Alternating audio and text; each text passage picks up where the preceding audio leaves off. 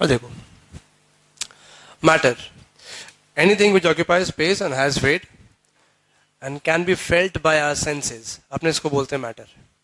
जो भी चीज फील कर सके, देख सके, उसका वजन हो, उसको अपने बोलते हैं मैटर। अब मैटर बना किससे? What are the things which make up a matter? तो इनिशियली जब ये ढूंढा गया तो मैटर कोई भी सामान है उसको और तोड़ते जाओ, तोड़ते जाओ, तोड़ते जाओ। स्मॉलेस्ट थिंग जो कि अपने को मिलता है वो है एटम। ठीक है, बट उस वक्त पता नहीं था। इंडियन साइंटिस्ट, फॉरेन साइंटिस्ट सब मिल करके ढूंढने की कोशिश कर रहा है क्या है। अपना साइंटिस्ट था कन्नड़, वो भी खोजा, ढूंढा, बताया। वो बस अपने भाषा में बोला कि जो स्मॉलेस्ट पार्टिकल अपने उसको बोलते हैं अणु और परमाणु।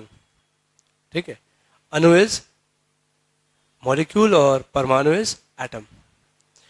ठीक उसी वक्त और भी जगह चल रहा था, स्मॉलेस्ट पार्ट ढूंढा गया, बताया गया, और सबसे पहले डाल्टन स्टडी कर पाया एटम को और कुछ एटॉमिक थ्योरी बताया, उसको बोलते हैं Dalton's atomic theory.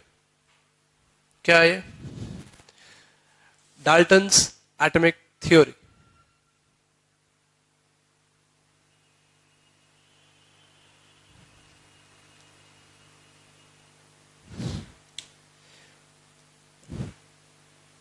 First point बोला, matter is made up of indivisible particles.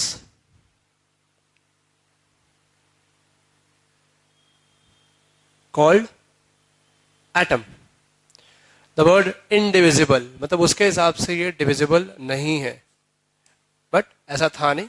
बाद में फर्दर जब इन्वेस्टिगेशन हुआ तो मालूम पड़ा ये डिविजिबल है, टूट सकता है, टूटेगा नहीं ऐसा नहीं है। दूसरा,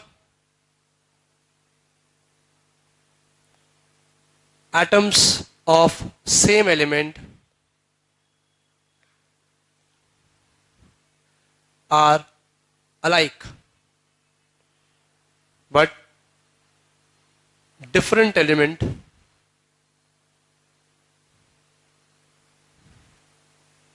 have different atoms। मतलब एक एलिमेंट अगर है तो उसका एटम एक जैसा ही होगा, और डिफरेंट एलिमेंट है तो उसका एटम डिफरेंट होगा।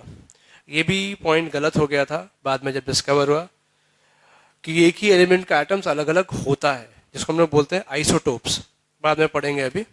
और डिफरेंट एलिमेंट का एटम भी थोड़ा बहुत सिमिलर होता है, कोई कोई रिएक्शंस वगैरह है या कोई कोई डिफरेंट सीन्स में होता है कि डिफरेंट एलिमेंट का मैच कर जाए एटम। ठीक है, सेकंड पॉइंट था जो गलत था। फिर फर्दर, जब भी एटम कंबाइन करता है they combine in small whole number ratios. Third point, atoms combine in small whole number ratios. It means 2 जुड़ेगा 4 के साथ, 5 जुड़ेगा 7 के साथ। ऐसा कभी नहीं होगा कि 35 एटम जुड़ गया है 42 के साथ, बड़ा बड़ा नंबर्स कभी नहीं आएगा, ये वो बोला। But with the development of organic chemistry ऐसा भी मॉलिक्यूल्स आ गया है जिसमें लार्ज नंबर ऑफ एटम्स होता है। तुम लोग खुद ही पढ़ा है कि कार्बन का एक आइसोटोप होता है, उसको बोलते हैं अपने एलोट्रोप होता है, sorry, this is called fullerene. उसमें एक मॉलिक्यूल में 60 एटम होता है, 60। ऐसे और भी ऑर्गेनिक कंपाउंड्स है जिसमें एक मॉलिक्यूल में हाई नंबर ऑफ एटम्स होता है, और जुड़ता है तो बड़ा बड़ा नंबर में जुड़ता है।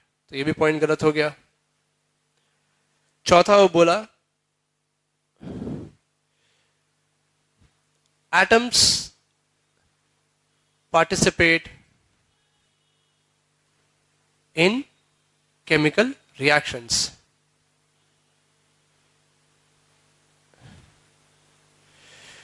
बोला जो भी केमिकल चेंज होता है वो केमिकल चेंज में हमेशा एटम पार्टिसिपेट करता है। ये उसका पॉइंट सही था। बाकी जितना भी पॉइंट था वो गलत बोला, बट ये पॉइंट सही बोला था। जितना भी केमिकल चेंज होता है वो सब बेसिकली एटम्स के जुड़ने और टूटने से ही होता है। रेस्ट्रॉल जो भी बोला वो सारा का सारा गलत था। इसको और एक्सटेंड करके 2-4 पॉइंट और बना दिया गया है। फिर और एक पॉइंट इंपॉर्टेंट था कि atoms can neither be created or destroyed. हम लोग एटम्स को क्रिएट नहीं कर सकते, डिस्ट्रॉय भी नहीं कर सकते. ये भी उसका पॉइंट गलत था. एटम्स को क्रिएट कर पाना पॉसिबल है, एटम्स को डिस्ट्रॉय कर पाना पॉसिबल है. ठीक है. एक रिएक्शन होता है, उसको बोलते हैं न्यूक्लियर रिएक्शन बोला जाता है, जिसमें न्यूक्लियस पार्ट लेता है. उस रिएक्शंस में बड़ा बड़ा एटम टूटता भी है और बड़ा एटम बनता भी है जुड़ने से. तो क्रिएट और डिस्ट्रॉय दोनों कर पाना पॉसिबल है. तो मोरलेस ये सब पॉइंट्स था जो डाल्टन बोला. इसमें से सिर्फ यही वाला सही था कि एटम्स कोई भी केमिकल रिएक्शन में पार्टिसिपेट करता है. बाकी जितना भी पॉइंट बोला उसके हिसाब से सही था उस वक्त, but with further development of chemistry ये सब आस्ते आस्ते गलत हो गया, सब गलत. ठीक है. नाउ क्या कैसे गलत हुआ? सबसे पहले एटम्स टूटता है और कुछ पार्टिकल्स होता है, ये दिखाया अपने को थॉमसन. वो एक एक्सपेरिमेंट कंडक्ट किया जिसमें ये दिखाया कि एटम्स के अंदर में नेगेटिव पार्टिकल्स होता है. ठीक है. उसको बोलते गैस ट्यूब एक्सपेरिमेंट बोला जाता है. क्या किया? अब है discovery of electrons.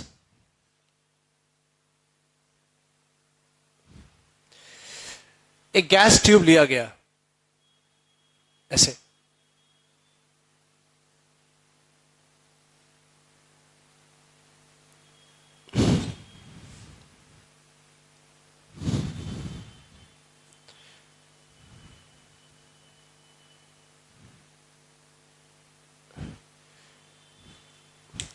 Gas tube एक तरफ कैथोड है, एक तरफ एनोड है. अंदर इसके गैस भर्ती पड़ा है. इसको बैटरी से कनेक्ट कर दिया गया. ठीक है.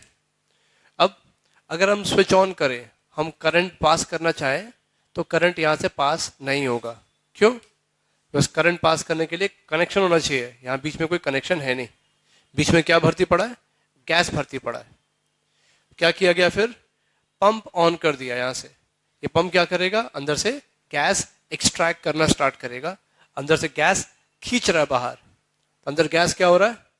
कम होता जा रहा है. गैस कम हो रहा मतलब गैस का प्रेशर आस्ते आस्ते घट रहा है, घट रहा है. घटता गया, घटाता गया, घटाता गया, स्टिल देखा कुछ नहीं हो रहा है. फिर फर्दर घटाया और जब घटाते घटाते यहां तक पहुंच गया 0.01 मिलीमीटर ऑफ Hg. इतना लो प्रेशर. ये समझता है कितना लो है? 0.01 मिलीमीटर. नॉर्मल प्रेशर जो है वो इतना है. Normal pressure this is 760 millimetre of Hg. देखो कहां 760 नॉर्मल है, यहां कितना कर दिया उसको? 0.01, नॉट इवन 1 से भी कम. जब इतना लो प्रेशर कर दिया, मतलब इतना सारा गैस निकाल दिया अंदर से, तब क्या हुआ? उसको यहां एनोड के पीछे चमक दिखाई दे रहा है. यहां पर समथिंग ग्लोइंग. यहां पर क्या है? This is the fluorescence. चमक, कुछ चीज चमक रहा है बिहाइंड द एनोड. क्या चीज है ये? कैसे आया? नहीं पता. तो क्या रीजन आउट किया? वो बोला इतना लो प्रेशर पे कुछ ना कुछ यहां से नेगेटिव टुवर्ड्स एनोड जा रहा है, और जब स्ट्राइक कर रहा है यहां पर, वो चमक प्रोड्यूस कर रहा है. यहीं से निकल के क्यों जा रहा है? ये क्या है? प्लस. प्लस किसको अट्रैक्ट करता है? माइनस को. तो यहां से नेगेटिव पार्टिकल टुवर्ड्स पॉजिटिव जा रहा है, प्लस की तरफ जा रहा है. तो समझ में आया कि हाँ, कुछ पार्टिकल्स है जो माइनस से निकल रहा है और प्लस की तरफ ट्रैवल कर रहा है, जा पा रहा है. क्या नाम रखा उस नेगेटिव पार्टिकल का? Negative rays. नाम रखा उसका कैथोड रेज. क्यों? बिकॉज ये कैथोड से निकल रहा है, इसीलिए नाम है कैथोड रेज. ठीक है. ये किससे बना हुआ है particles? These are made up of negative particles. अब नेक्स्ट क्वेश्चन आया, क्या नेगेटिव पार्टिकल्स सब गैस में एक जैसा होता है कि अलग अलग होता है? तो गैस को चेंज कर दिया, अंदर जो गैस पहले था उसको निकाल दिया, उसकी जगह कोई और गैस भर दिया, सेम एक्सपेरिमेंट कंडक्ट किया और फिर वही चीज मिला, और उस पार्टिकल जो ये पार्टिकल मिला उसको एनालाइज किया। ठीक है, हर गैस में जो पार्टिकल है वो एक जैसा ही है, मतलब ये पार्टिकल्स हर गैस में अलग अलग नहीं होता, सब में एक जैसा ही होता है। ठीक है, क्या नाम रखा उसका? इलेक्ट्रॉन्स। ठीक है, अब इस कैथोड रे का प्रॉपर्टीज, ये रे कैसा है? पहला है स्ट्रेट लाइंस। कैसे मालूम पड़ा कि ये स्ट्रेट लाइन में ट्रेवल करता है? अगर कोई चीज स्ट्रेट लाइन में जा रहा है तो उसके पीछे शैडो बनेगा, जैसे लाइट पड़ता है पीछे शैडो बनता है, क्यों? बिकॉज लाइट स्ट्रेट लाइन में ट्रेवल करता है। यहां भी ऐसा ही, यहां क्या किया, ये लोग बीच में एक ऑब्जेक्ट लगा दिया, ऐसा मान ऐसा टेढ़ा कोई ऑब्जेक्ट लगा दिया और नोटिस कर रहा है, तो देखा ठीक उस ऑब्जेक्ट के पीछे एक शैडो बन जा रहा है ऐसा। इसका मतलब क्या हुआ कि ये स्ट्रेट लाइन में जाता है। ठीक है, फर्स्ट पॉइंट। सेकंड है, इट हैज कैरीज एनर्जी। अब कैसे मालूम पड़ा एनर्जी है? देखो, अगर एनर्जी है तो कुछ ना कुछ काम कर पाएगा वो, तो कैसे मालूम काम कर पा रहा है? यहां बीच में ऐसे एक पंखा लगा दिया और देखा पंखा मूव कर रहा है, तो कैसे पॉसिबल है? ये पार्टिकल्स यहां आके स्ट्राइक कर रहा होगा इसको, और स्ट्राइक कर रहा है तो उसको घुमा रहा है आस्ते आस्ते, मतलब पार्टिकल्स में एनर्जी है इसलिए घुमा पा रहा है। तो पार्टिकल्स हैज एनर्जी। कौन सा एनर्जी होता है ये? This is kinetic. जो भी बॉडी मूव कर रहा होता है, मूवमेंट की वजह से उसमें हमेशा काइनेटिक एनर्जी होता है।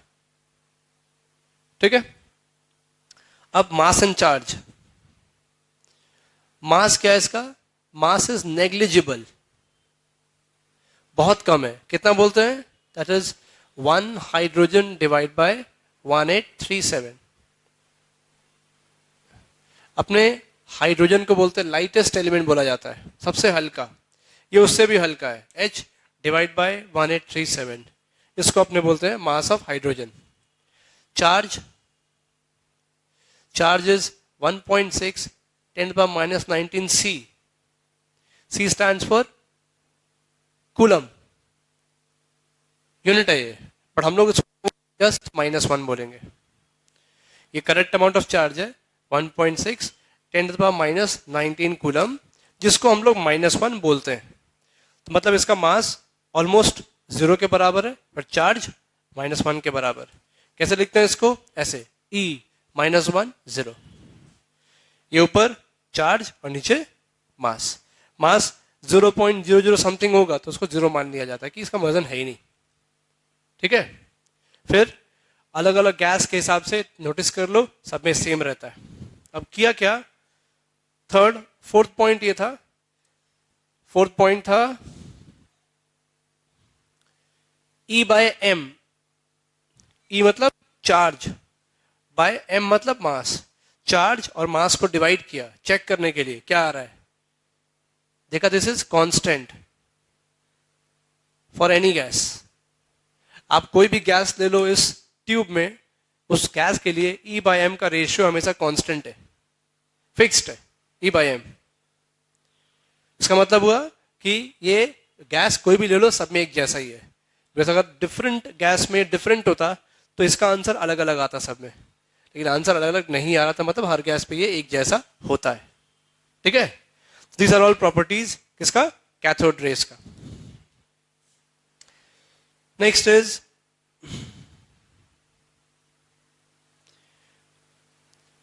अब जब हम लोग को नेगेटिव पार्टिकल मिल गया है तो साइंटिस्ट लोग पॉजिटिव पार्टिकल्स ढूंढना स्टार्ट किया। क्यों ऐसा? उस वक्त सब जानता था एटम होता है न्यूट्रल, मतलब ना एटम पॉजिटिव ना एटम न्यूट्रल नेगेटिव, न्यूट्रल होता है। अब यहां क्या मिल गया? यहां बोला एटम के अंदर में मिल गया हम लोग को इलेक्ट्रॉन्स, नेगेटिव पार्टिकल। तो सब समझ गया कि ये कहीं ना कहीं पॉजिटिव पार्टिकल्स भी है, तभी नेगेटिव और पॉजिटिव मिलके क्या हो गया? न्यूट्रल हो गया। तो फिर पॉजिटिव पार्टिकल्स ढूंढना स्टार्ट हो गया। ठीक है, ये लिख दे कौन किया, दिस इज जे थॉमसन।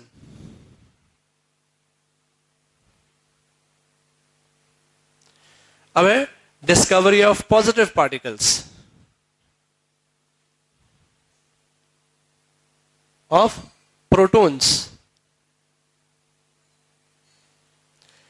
ये कैसे डिस्कवर हुआ प्रोटॉन्स? बिल्कुल सेम एक्सपेरिमेंट रिपीट किया गया, बिल्कुल सेम, कुछ डिफरेंस नहीं, ऐसा ही।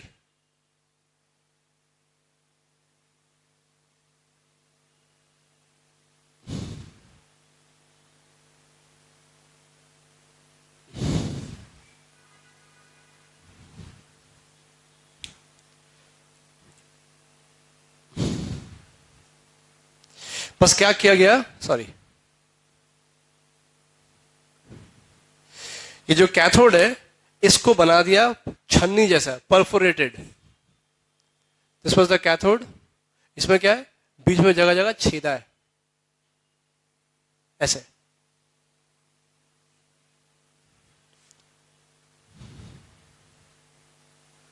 Perforated cathode. यहां पर वैसे ही वैक्यूम पंप है जैसा था, सेम रिपीट किया एक्सपेरिमेंट। अब चमक यहां मिल रहा था, कुछ चमक यहां दिखाई दिया टुवर्ड्स कैथोड, इस तरफ। अब ये चमक किस चीज का है? अगर ये कैथोड की तरफ है तो उसका मतलब some particles are being emitted from the anode and they are travelling towards cathode.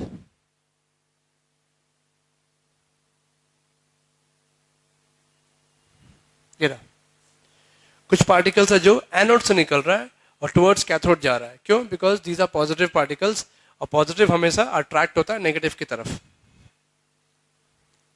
ठीक है, तो समझ में आया कि हाँ पॉजिटिव पार्टिकल्स भी होता है। नाम क्या रखा है इस पॉजिटिव पार्टिकल्स का? Positive raise.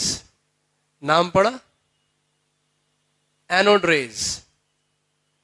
और जो पार्टिकल है वो पड़ गया प्रोटॉन्स। अब प्रॉपर्टीज इसका प्रोटॉन्स का, पहला पॉजिटिवली चार्ज्ड, ठीक है, ये चार्ज्ड पॉजिटिवली है। इसका मास कितना? Mass is same as 1 hydrogen atom, मतलब ये हैवी है, ये हल्का नहीं है, भारी है ये। चार्ज 1.6 10⁻⁻19 कूलम, लेकिन प्लस में अपने इसको +1 बोलते हैं, +1। ठीक है। थर्ड पॉइंट, E/m कैलकुलेट किया, कितना आ रहा है? This was different for different gases. Charge divide by mass जब किया तो देखा ये सबके लिए अलग अलग आ रहा। देखो इसे कैसे मालूम पड़ता है कि अलग अलग है? देखो मास m नीचे आता ना, चार्ज तो यही है। अगर ये सब गैस के लिए सेम होता तो नीचे m का भी वैल्यू सेम होता, लेकिन ये सब गैस में सेम होता नहीं, इसका मास अलग अलग गैस में अलग अलग आ जाता है। तो E/m का आंसर सब जगह डिफरेंट आ जाता है। तो इसका मतलब अगर आप गैस चेंज करेंगे तो जो E/m का वैल्यू है वो अलग अलग आएगा। मतलब ये हर एटम में सेम नहीं होता है, एलिमेंट में अलग अलग है। किसी का वजन, किसी में इसका वजन ज्यादा है और किसी में इसका वजन कम भी है। ठीक है, ये भी स्ट्रेट लाइन में ट्रैवल करता है, ये बना हुआ पॉजिटिव पार्टिकल से, और mass by charge by mass का रेशियो कांस्टेंट नहीं है। दिस वाज ऑल, इसको बोलते हैं अपने प्रोटॉन्स। तो दो चीज डिस्कवर हो गया, एक डिस्कवर हुआ इलेक्ट्रॉन्स और एक डिस्कवर हुआ प्रोटॉन्स। मतलब तुम्हारा जो भी एटम है उसमें दो पार्टिकल्स है, एक इलेक्ट्रॉन्स और एक प्रोटॉन्स। ठीक है, फर्दर देख लिया तुम लोग, डिस्कवर किया था, इसका नाम था गोल्डस्टेन।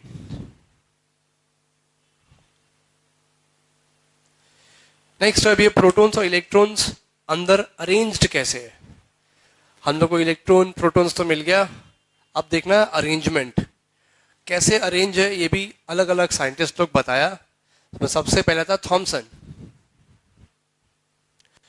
थॉमसन बोला जो स्ट्रक्चर है एटम का that is very much like a watermelon, या फिर आप बोल लो पुडिंग। वाटरमेलन में क्या देखे आप, चारों तरफ लाल, बीच में सारा सीड्स होता है था ना। वो भी यही बोला, वो जो स्ट्रक्चर एटम का ऐसा है कि चारों तरफ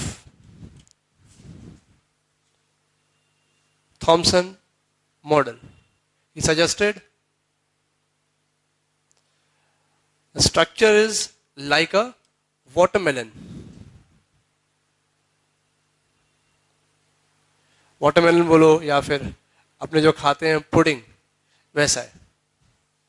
ओवरऑल वाटरमेलन जो है दिस इज बोला ये सारा प्रोटॉन से एक साथ, ठीक है, और इसमें जगह जगह धसा हुआ एम्बेडेड इलेक्ट्रॉन्स है ऐसे, like the seeds.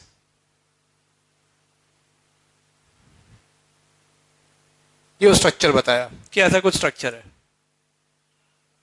Atom proton का, ठीक है। अब उससे पूछा गया कि अगर ऐसा स्ट्रक्चर है, प्रोटॉन और इलेक्ट्रॉन एक साथ है, तो नेगेटिव और पॉजिटिव चार्ज साथ में रहेगा तो एक दूसरे को कैंसिल कर लेगा, कुछ बचेगा ही नहीं, है ना। अगर आप प्लस और माइनस साथ में रखेंगे तो कैंसिल हो जाएगा, फिर तो सारा इलेक्ट्रॉन आस्ते आस्ते क्या होना चाहिए, न्यूट्रल हो जाना चाहिए, एब्जॉर्ब हो जाना चाहिए।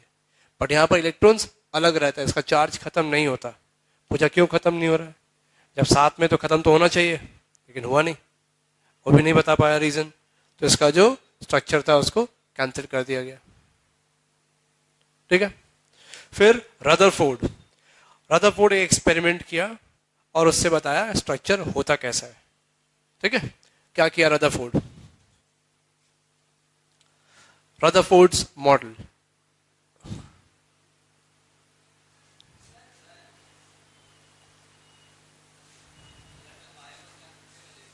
ये क्या किया रदरफोर्ड, ये ऐसा कुछ किया, देखो ये एक गोल्ड लीफ लिया पतला, दिस इज गोल्ड लीफ, ठीक है। इसके चारों तरफ एक स्क्रीन लगा दिया,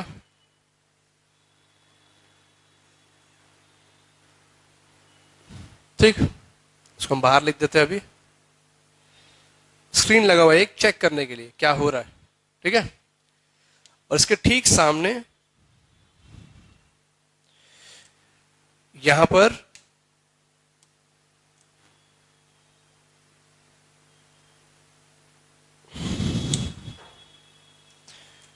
एक इंस्ट्रूमेंट है जो कि प्रोड्यूस करेगा अल्फा पार्टिकल। क्या होता है alpha particle, alpha particle is a group of 2 protons and 2 neutrons. अभी न्यूट्रॉन अपने पढ़े नहीं है क्या होता है, स्टिल अभी 2 प्रोटॉन और 2 न्यूट्रॉन, ये पॉजिटिव पार्टिकल है अल्फा पार्टिकल।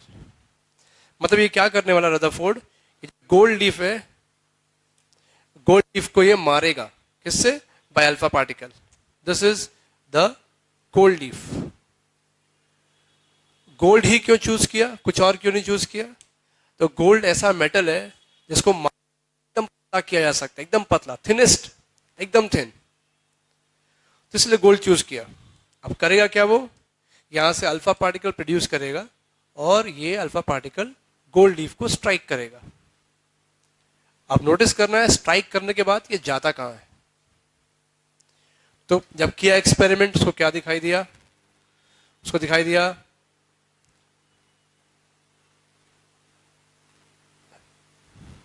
बहुत सारा उसको यहां पीछे मिल रहा है, जो गोल्ड लीफ था उसके पीछे बहुत सारा चमकता हुआ चीज मिल रहा है। फिर 4-5 इस तरफ साइड में मिला और 2-3 पूरा ऑपोजिट यहां मिला, ऐसे। मतलब कुछ स्ट्रेट चला रहा है, 2-4 घूम के ऐसे इधर चला गया और 1-2 पूरा उल्टा घूम गया, इसलिए इधर आ गया, ठीक है। ये ऑब्जर्वेशन था एक्सपेरिमेंट का। अब उससे वो कंक्लूजन निकाला, क्या कंक्लूजन,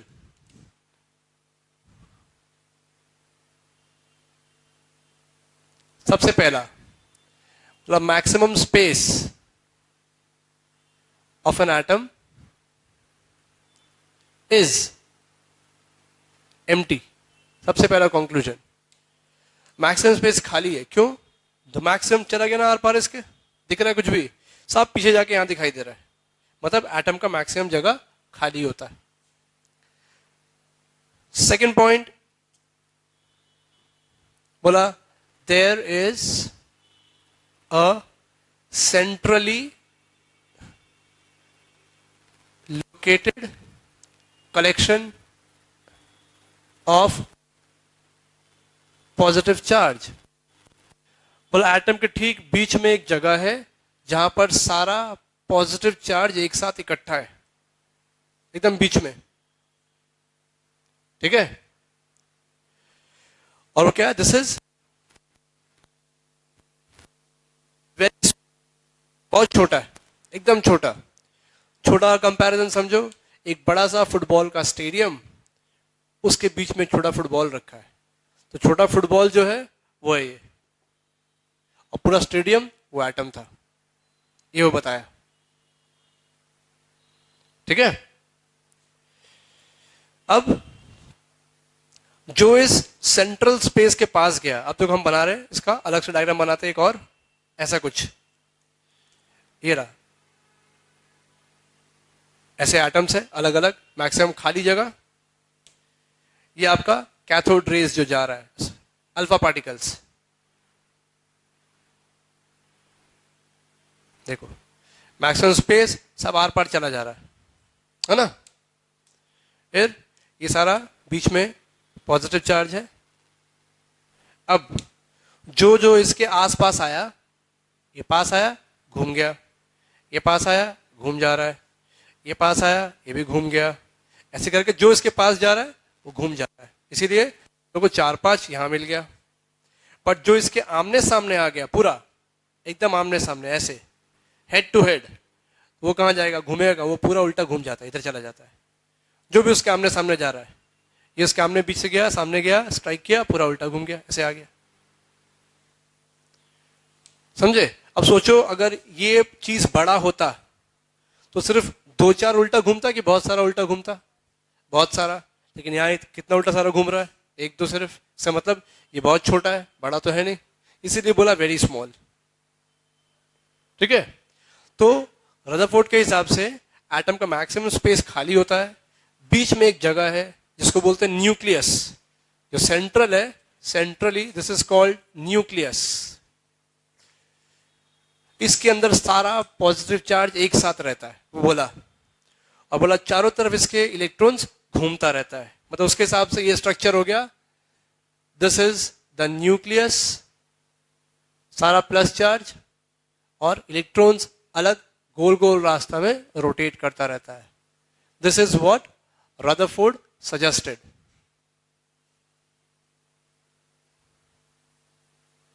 ठीक है? ओवरऑल एक्सपेरिमेंट करके। अब उससे ये पूछा गया, लॉजिकल भी है, तुम लोग खुद ही बोलो, ये न्यूक्लियस, एक इलेक्ट्रॉन अगर घूमता है, अगर हम भी गोल गोल घूम रहे हैं तो मेरा तो आस्ते आस्ते एनर्जी कम होता जाएगा ना, थकेंगे हम भी। क्यों? एनर्जी यूज अप होता जा रहा है। इलेक्ट्रॉन अगर गोल गोल घूम रहा है, उसका एनर्जी कम होगा, कम होता तो क्या होगा? आस्ते आस्ते वो पास आना स्टार्ट हो जाएगा।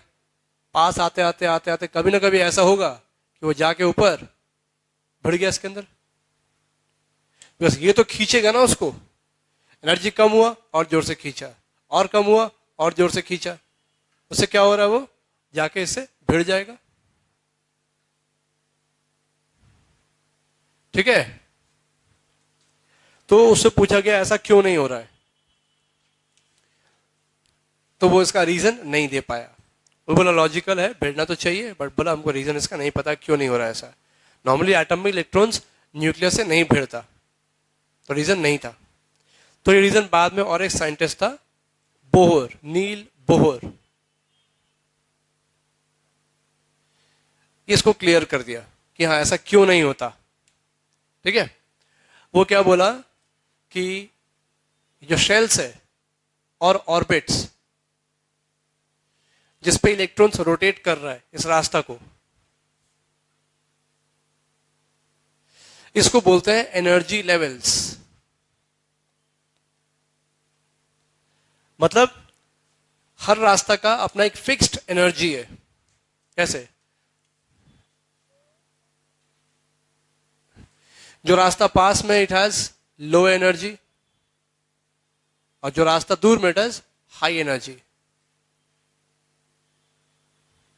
तो जब भी इलेक्ट्रॉन्स घूमता रहेगा इसमें, एनर्जी उसका फिक्स रहेगा। जैसे अगर यहां पर इलेक्ट्रॉन्स का एनर्जी 10 है, इस रास्ता का 10, तो जो भी यहां घूम रहा है उसका 10 ही रहेगा एनर्जी। तो अगर एनर्जी फिक्स्ड है तो ना तो वो आगे आएगा ना तो वो पीछे जाएगा। ये आगे क्यों आ रहा था? बिकॉज एनर्जी घट गया था। यहां बोल रहा हूँ फिक्स्ड है तो वो भी फिक्स्ड रहेगा। जो दूर में उसका एनर्जी हाई रहता है तो वो भी यहीं घूमता रहेगा हाई में। हाँ, बाई चांस कभी ऐसा हो सकता है कि ये जो इलेक्ट्रॉन्स है, मान लो इसका एनर्जी 60 का था, कहीं से ये इसका -50 हो गया, तो क्या बच गया? 10।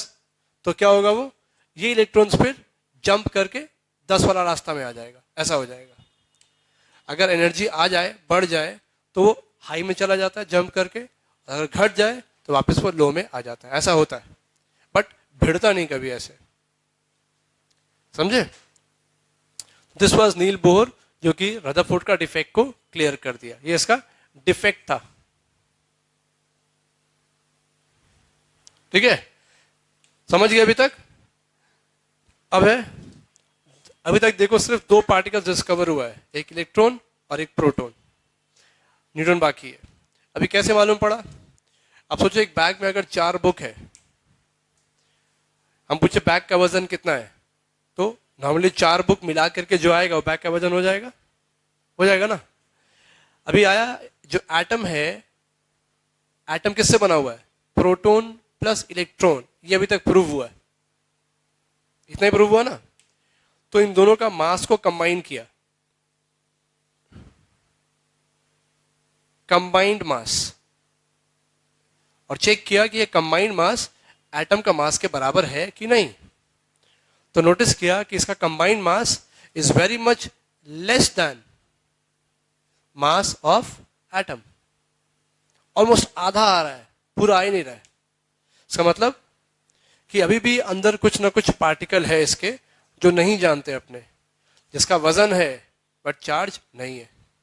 तो फर्दर डिस्कवरी स्टार्ट हो गया। फिर बाद में एक पार्टिकल मिला, इसका नाम था न्यूट्रॉन्स। ये एक रेडियो एक्टिव रिएक्शन से सामने आया था। Neutron with charge of 0, mass 1। इसका mass same as that of hydrogen, और चार्ज एक भी नहीं, कुछ भी नहीं, 0। लिखते इसको ऐसे N01। कौन डिस्कवर किया था इसको? The scientist was James Chadwick.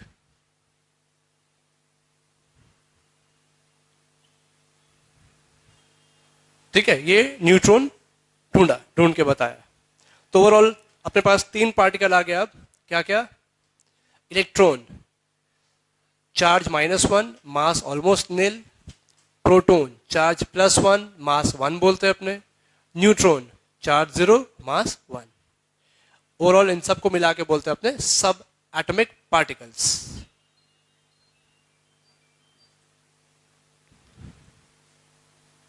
ठीक है, स्ट्रक्चर कैसा? बीच में न्यूक्लियस जो है, यहां पर प्रोटॉन्स और न्यूट्रॉन्स एक साथ रहता है, और चारों तरफ गोल गोल रास्ता में इलेक्ट्रॉन्स रोटेट करता रहता है। रास्ता को क्या बोलते हैं? शेल, ऑर्बिट, या फिर एनर्जी लेवल्स। ठीक है, अब प्रोटॉन और न्यूट्रॉन एक साथ रहता है, सारा प्लस चार्ज। आपने पढ़े हैं ऑपोजिट चार्ज अट्रैक्ट होता है, सेम चार्ज दूर भागता है। तो ये सारा सेम चार्ज एक साथ कैसे हो सकता है? फिर यहां भी तो ऐसा ही होना चाहिए ना, कि दूर भागना चाहिए। एक साथ कैसे? तो बोला न्यूक्लियस के अंदर और एक फोर्स एग्जिस्ट करता है। फोर्स का नाम न्यूक्लियर फोर्स। ये फोर्स क्या करेगा? ये फोर्स सारा पॉजिटिव पार्टिकल्स को एक साथ बांध के रखता है। यहां रिपल्शन है, दूर भागता है, बट ये फोर्स उस रिपल्शन फोर्स से भी ज्यादा है, इसीलिए वो सारा पार्टिकल्स को एक साथ होल्ड करके रखा है, और सारा पार्टिकल साथ साथ यहां पर रहता है, दूर नहीं जाता। समझे? दिस वाज ओवरऑल अभी स्ट्रक्चर एटम का कैसा होता है, डायग्राम कैसा है, क्या क्या पार्टिकल्स है, मास कितना है, चार्ज कितना है, सब कुछ लिख लो इसको, फिर आगे और पढ़े। अब इलेक्ट्रॉन्स आ गया, इलेक्ट्रॉन्स ऑर्बिट्स में रिवॉल्व कर रहा है, बट अब नेक्स्ट क्वेश्चन आया, कौन से ऑर्बिट में कितना इलेक्ट्रॉन करेगा। ऐसा नहीं है ना, आपने पढ़े जो शेल पास में है उसमें एनर्जी कम होता है और जो शेल दूर में है उसमें एनर्जी ज्यादा होता है। तो जहां पर एनर्जी कम है वहां इलेक्ट्रॉन्स भी कम होगा, और जहां एनर्जी ज्यादा है वहां इलेक्ट्रॉन्स ज्यादा होता है। तो हाउ टू डिस्ट्रीब्यूट, तो डिस्ट्रीब्यूट करने का रूल है, डिस्ट्रीब्यूशन ऑफ इलेक्ट्रॉन्स। रूल क्या है, वी फॉलो, ये नील बोहर ही बोला, number of maximum capacity of a shell अपने कैसे फाइंड करेंगे, बाय द फॉर्मूला 2n²।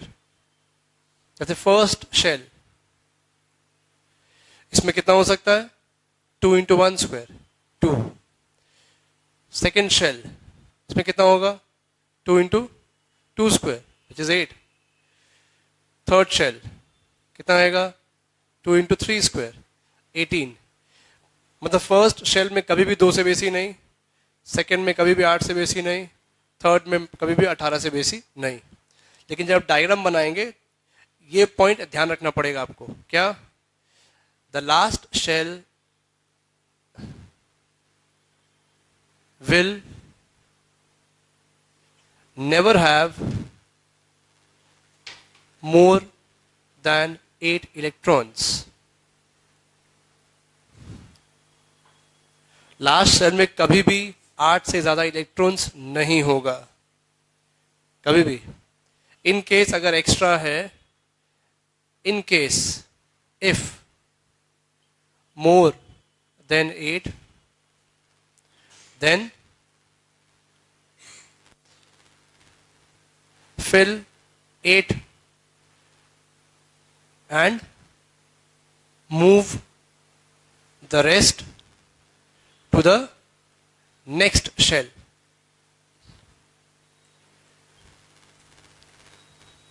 अभी क्या मतलब है इसका, एग्जाम्पल लेते हैं एक, चलो आप ले लो, मान लो कैल्शियम है, कैल्शियम में 20 इलेक्ट्रॉन्स होता है। अभी इसको डिस्ट्रीब्यूट करो, डिस्ट्रीब्यूट करते हैं। फर्स्ट रास्ते में कितना आएगा, 2। सेकंड में कितना आएगा, 8। 2 8 कितना हो गया, 10। कितना बचा अभी, और 10 बचा है। थर्ड में कितना का जगह है, 18 का जगह है, तो 10 तो लिख सकते हैं ना, वो तो कम ही है। लेकिन अगर हम 10 लिख दे तो हम क्या बोले, लास्ट सेल में कभी भी 8 से बेसी नहीं हो सकता। तो 8 से बेसी हो गया, तो क्या बोले, इसमें 8 भरो और जो एक्स्ट्रा उसको नेक्स्ट में, कितना एक्स्ट्रा बचा, 2, तो 2 नेक्स्ट में चला गया, ऐसे, समझे। तो ये जो डिस्ट्रीब्यूशन ऑफ इलेक्ट्रॉन्स है अपने इसको बोलते हैं इलेक्ट्रॉनिक कॉन्फ़िगरेशन। आप कैसे इलेक्ट्रॉन डिस्ट्रीब्यूट कर रहे हैं, that is called electronic configuration. कौन से रास्ता में कितना, ठीक है। अभी मत लिखो, आराम से लिखना। नेक्स्ट थिंग इज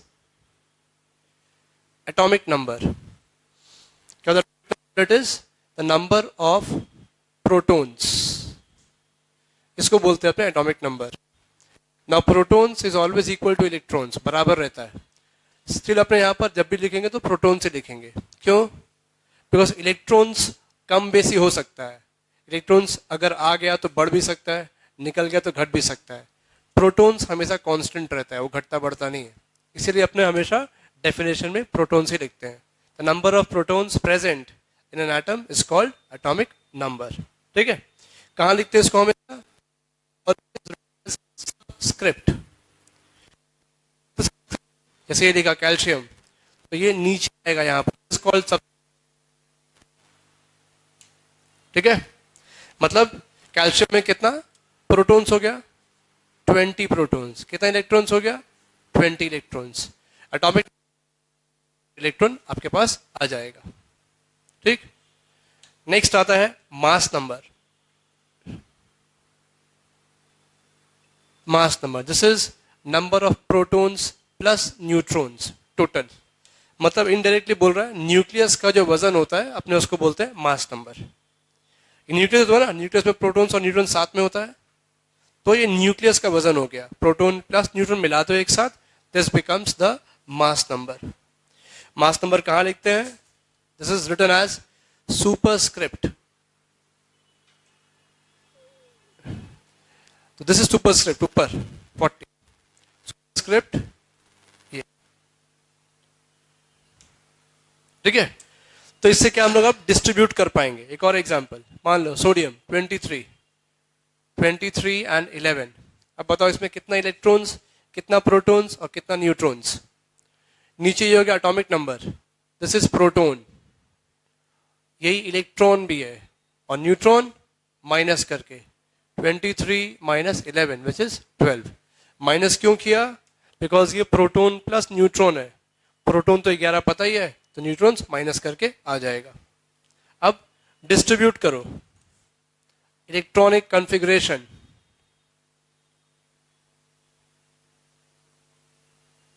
कितना? फर्स्ट में 2, फिर 8 और फिर 1 बच गया, 11 था ना, तो 2 हो गया। सेकंड में 8 का जगह कितना बचा? जस्ट 1, लास्ट में 1। अगर आपको डायग्राम बनाने बोले कैसे बनाओगे? पहले आ गया यहाँ पर, दिस इज न्यूक्लियस, यहाँ प्रोटॉन और न्यूट्रॉन आ गया 11 12, फर्स्ट शेल यहाँ 2 इलेक्ट्रॉन, सेकेंड 8,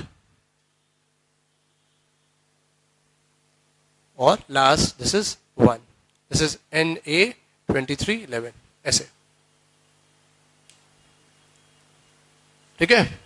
ये आपको बोलेगा, एग्जाम में आता है, एटम बता देगा, आपको उसका इलेक्ट्रॉन, प्रोटॉन और न्यूट्रॉन निकालना होगा और फिर सॉल्व करना होगा, ठीक है। समझ गए? डायग्राम बेस्ड क्वेश्चन था ये। अब आता है isotopes.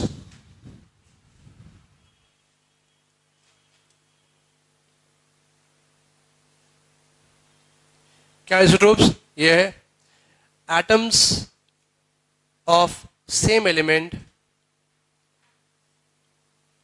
having same atomic number but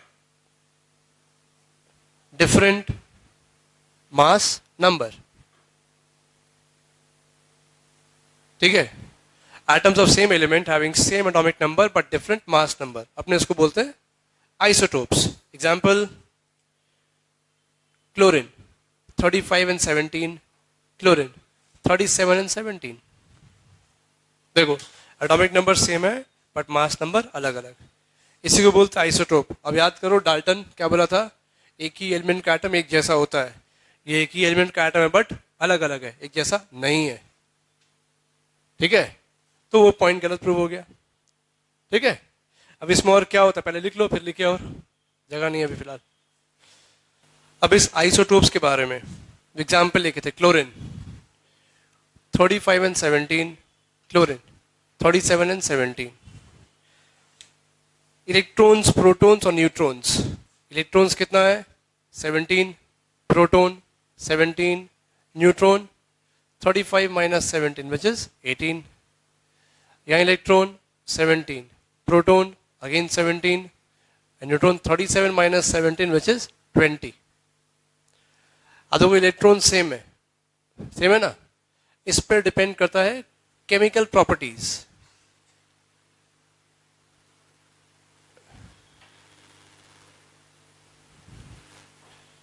और आप देखो न्यूट्रॉन्स अलग अलग है, इस पर डिपेंड करता है फिजिकल प्रॉपर्टीज।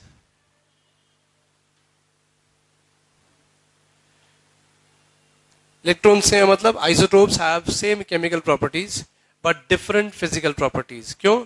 न्यूट्रॉन्स यहां पर अलग अलग है, ठीक है। स्ट्रक्चर देखेंगे तो ऑलमोस्ट सेम आएगा, पर इलेक्ट्रॉन सेम है। तो डिफरेंसेस यही आपसे पूछेगा आइसोटोप्स का सेम केमिकल प्रॉपर्टीज क्यों होता है और डिफरेंट फिजिकल प्रॉपर्टीज क्यों होता है। तो आप देखेंगे chemical properties depend on atomic number or number of electrons. Since they have same number of electrons, hence they have same chemical properties. And physical properties depend on number of neutrons.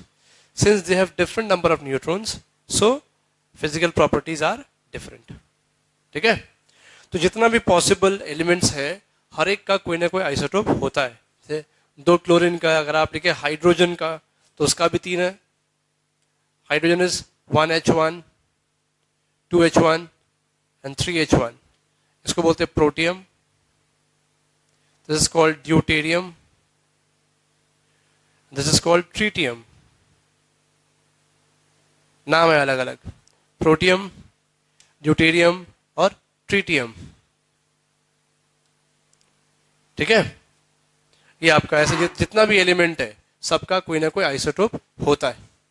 ठीक है.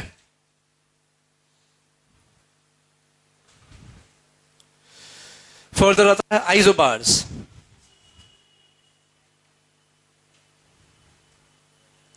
Isobars क्या? Isobars are elements of different element having same mass number but different atomic number. Example इसमें आ गया same mass number but different atomic number.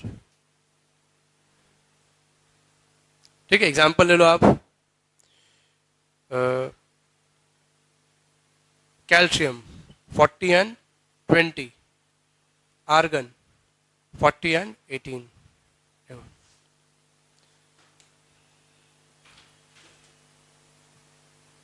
Same है but mass number same, atomic number अलग अलग. समझे? इसमें कोई प्रॉपर्टी सेम नहीं होगा. इसका फिजिकल प्रॉपर्टीज भी डिफरेंट है और केमिकल प्रॉपर्टीज भी डिफरेंट है. दोनों ही डिफरेंट है. ठीक है. और एक होता है तुम लोग बुक में नहीं है तो उसको बोलते हैं आइसोटोन्स बोलते हैं. आइसोटोन्स ये होता है एलिमेंट्स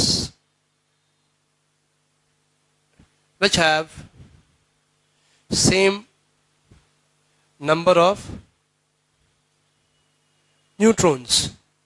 इसको बोलते हैं अपने आइसोटोन्स जिनमें नंबर ऑफ न्यूट्रॉन सेम रहेगा. ठीक है. इलेक्ट्रॉन प्रोटॉन पता नहीं बट न्यूट्रॉन सेम अगर है तो अपने उसको आइसोटोन्स बोल सकते हैं. अब है एटम का अगर वजन निकाला जाए तो हम लोग यूनिट क्या यूज करेंगे? What unit should we use? Atom का वजन अपने केजी और ग्राम में तो निकाल नहीं सकते बिकॉज केजी और ग्राम बहुत ज्यादा बड़ा यूनिट हो जाएगा और एटम होता है बहुत छोटा. तो अलग एक यूनिट डिफाइन किया गया है एटम के लिए. क्या है वो? This is AMU means atomic mass unit. और खाली यू भी लिखते हैं. यू मतलब होता है unified atomic mass. Now what is this? है क्या ये? बेसिकली कार्बन के हिसाब से कार्बन का वजन होता है 12. ठीक है. आपने क्या किए? इस कार्बन का वजन का 1/12 निकाल देते हैं. 1/12 ऑफ कार्बन कितना आएगा? ये 1 आएगा. 12 1 तो 12 कट गया, 1 आया ना. इसी 1 को बोलते हैं 1 AMU एटॉमिक मास यूनिट. किसी भी एटम या मॉलिक्यूल का वजन निकालना हो अपने इस 1 से कंपेयर करके उसका वजन निकालते हैं. ठीक है. कोई भी एटम कोई भी मॉलिक्यूल का वजन निकालना है इस 1 से. जैसे अपना अगर लिखे ऑक्सीजन का वजन 16 होता है तो 16 क्या? 16 AMU मतलब इस 1 का 16 टाइम्स 16 गुना होता है एक एटम ऑफ ऑक्सीजन का वजन, इसलिए उसका वजन 16 हो जाता है. ठीक है. अब है एटम के हिसाब से हम लोग इलेक्ट्रॉन सीख गए हैं. इलेक्ट्रॉन्स का अरेंजमेंट भी सीख गए हैं. लास्ट शेल में जितना भी इलेक्ट्रॉन्स होता है उसके हिसाब से आप बता पाएंगे कि वो एलिमेंट क्या है, मेटल है, नॉन मेटल है या नोबल गैस है. तो if 1 2 3 electrons in the outermost shell,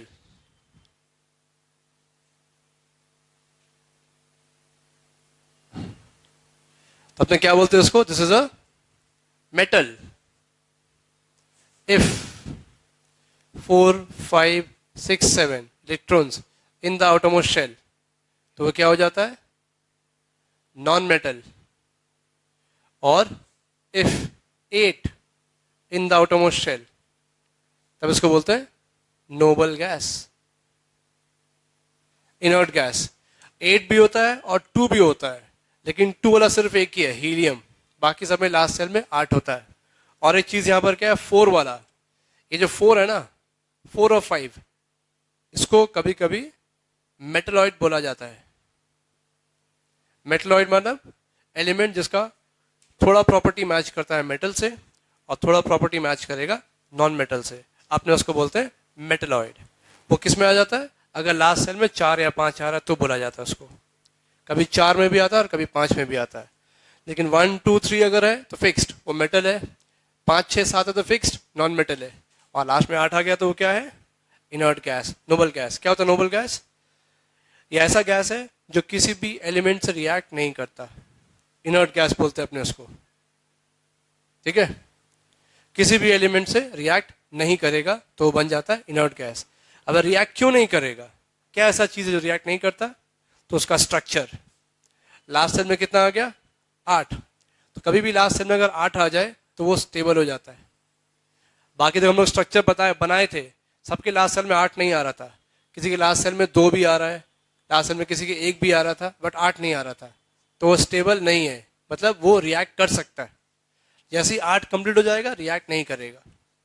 तो यहाँ एक रीजन आ जाता है कि एलिमेंट्स रिएक्ट क्यों करता है। हम लोग जो केमिकल रिएक्शन पढ़ते हैं, ये इससे जुड़ गया और ये बन गया, वो क्यों जुड़ रहा है, जुड़ने का वजन क्या है, तो जुड़ने का जो रीजन है दैट इज लास्ट सेल का स्ट्रक्चर। हर एलिमेंट के लास्ट सेल में 8 नहीं होता, वो 8 कंप्लीट करने का कोशिश करता है। कैसे, why do elements react? Reason, to achieve the nearest noble gas structure or to complete the outermost shell. ठीक है, किससे, विथ 8 इलेक्ट्रॉन्स। अब सबके लास्ट सेल में 8 होता नहीं है, तो 8 अब कंप्लीट कैसे करें, हाउ हाउ है, पहला बाय ट्रांसफर ऑफ इलेक्ट्रॉन्स और दूसरा by sharing of electrons. Transfer करके भी होता है और शेयर करके भी होता है। ट्रांसफर कब होगा, जब लास्ट सेल में 1 2 3 होगा या 5 6 7 होगा तब ट्रांसफर होता है। लेकिन ऐसा जैसे 2 नॉन मेटल आ गया तब वो ट्रांसफर नहीं कर पाएगा, उस केस में क्या होता है, एलिमेंट्स शेयर करता है इलेक्ट्रॉन्स। ठीक है, शेयर करके 8 कंप्लीट करता है। इसको लिखो, फिर वो बना के देखो।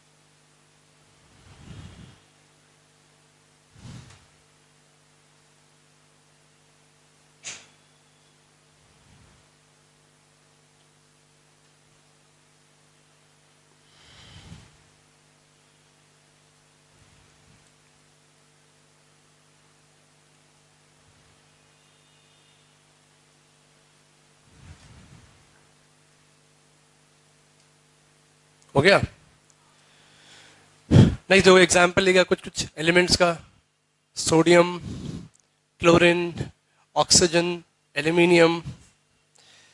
तो कैसे जज करते हैं, एटम जो आसान होगा वो करेगा। जैसे फर्स्ट वाला सोडियम, इसमें इलेक्ट्रॉन से 11 है, 2 8 1, लास्ट सेल में 8 नहीं है, है ना, ये क्या हुआ, लास्ट सेल में 1 है, मतलब इट इज अ मेटल। ठीक है, अब या तो वो 7 ले ले या 1 दे दे, कौन सा आसान है?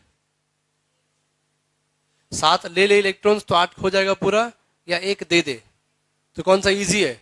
1 दे देना। तो ये क्या करता है, दिस लूजेज 1 इलेक्ट्रॉन। देखो कैसे मालूम पड़ रहा है, ये गया 8 हो गया, ये 17 इलेक्ट्रॉन्स 287, या तो 7 दे दे या 1 ले ले किसी से, कौन सा आसान है? 1 लेना, तो एक्सेप्ट्स 1 इलेक्ट्रॉन। ऑक्सीजन देखो, बताओ क्या करेगा? लास्ट में 6 है, क्या करेगा? या तो 6 दे या 2 ले ले, क्या आसान है? हाँ। एल्यूमिनियम 283, या 3 दे दे या 5 ले ले, कौन सा आसान? 3 दे देना, लूजेस 3। देख रहे, मालूम पड़ रहा है कैसे हो रहा है? जो लूज करता है। अब ये जो लास्ट शेल है इसको बोलते हैं अपने वैलेंस शेल, ये सब वैलेंस शेल है। The last shell is called the valence shell, is the last shell. और इससे आता है वैलेंसी। वैलेंसी क्या होता है? Valency is number of electrons lost और gained from the outermost shell।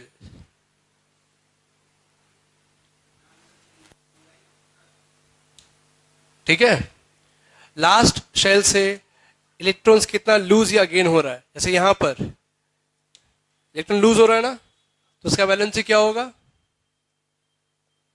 उसका वैलेंसी है +1। जो लूज करता है उसका वैलेंसी प्लस, इसका वैलेंसी क्या होगा? ये ले रहा है गेन, इसका वैलेंसी माइनस होता है, -1। ये 2 -2, इसका वैलेंसी कितना होगा? +3। क्यों ऐसा प्लस माइनस आया? शुरू में हम लोग क्या बोले थे, इलेक्ट्रॉन और प्रोटॉन दोनों बराबर होता है। जब ये 1 दे देगा तो क्या इलेक्ट्रॉन और प्रोटॉन बराबर रहेगा? इसमें इलेक्ट्रॉन 11 और प्रोटॉन 11 था। अब बताओ ये 1 दे दिया तो कितना इलेक्ट्रॉन हो गया? 10। प्रोटॉन कितना हो गया? तो +1 ज्यादा है ना, इसीलिए +1। ये 1 ले लिया तो कितना हो गया इलेक्ट्रॉन्स? 18, लेकिन प्रोटॉन्स अभी भी 17 है, तो -1 बढ़ गया, इसीलिए -1। ठीक है, ये 2 गेन कर ले इसलिए -2, ये 3 दे दिया इसीलिए +3। ऐसे वैलेंसी आ जाता है। ये लोग क्या है, ये ट्रांसफर हो रहा है, जिसके पास एक्स्ट्रा वो दे दिया, जिसके पास कम है वो ले लिया। जितना भी प्लस वाला अपने उसको बोलते हैं इलेक्ट्रोपॉजिटिव एलिमेंट बोलते हैं, और जो माइनस वाला उसको बोलते हैं इलेक्ट्रो नेगेटिव एलिमेंट्स। ऐसे एलिमेंट्स का वैलेंसी बन जाता है। जो प्लस वाला है वो सारा मेटल्स है, और जो माइनस वाला है वो सारा नॉन मेटल्स है। ठीक है, लिख लो। अब सिर्फ बचता है क्या? रेडियो एक्टिविटी बचता है।